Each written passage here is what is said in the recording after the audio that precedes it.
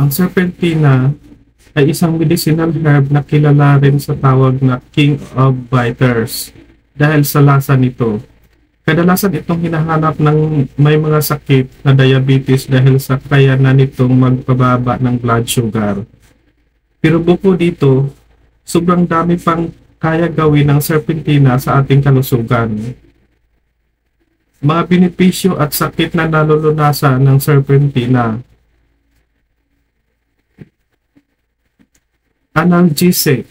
Ang serpentina ay natural na painkiller, mabuti rin itong pambababa ng lagnat. Ubo at sipon. Tinatanggal nito ang plima sa respiratory system. Diabetes at blood sugar. Inaayos o pinababa nito ang level ng blood sugar. Sa mga hindi diabetic, ito ay proteksyon upang hindi magkaroon ng diabetes. Antibiotic. Ang serpentina ay panlaban sa infeksyon. Anti-inflammatory.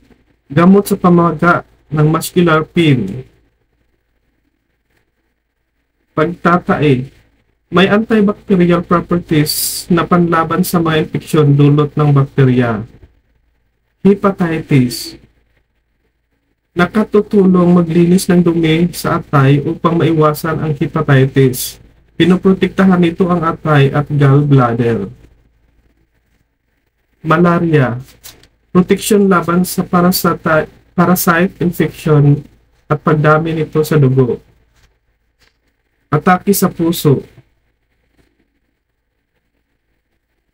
Pinoprotektahan ng serpentina ang heart muscles upang maiwasan ang atake sa puso. Cancer. Mayroong natural na antioxidant properties na panlaban sa mga free radicals na nagiging sanhi ng cancer.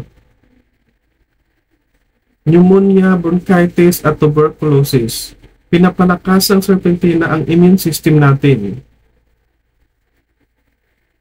Dugo, nililinisan nito ang katawan lalo na ang bloodstream. Bulate, pinapatay nito ang mga bakterya at parasitikong naninirahan sa katawan tulad ng bulate sa tiyan. Sakit sa ulo. Ang serpentina ay may natural na painkiller. Sakit sa tenga. Multiple sclerosis. Depression. Arthritis at rheuma. Candida lupus. Herpes. Leprosy. Vaginitis. Kidney at adrenal glands. Ang serpentina ay mabuti para sa adrenal glands at kidney. Dyspepsia, chickenpox.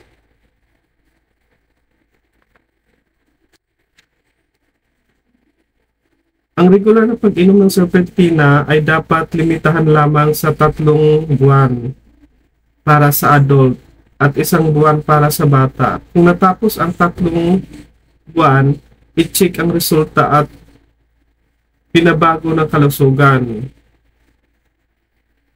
Magpa-check up kung kinakailangan ulit mag-serpentina at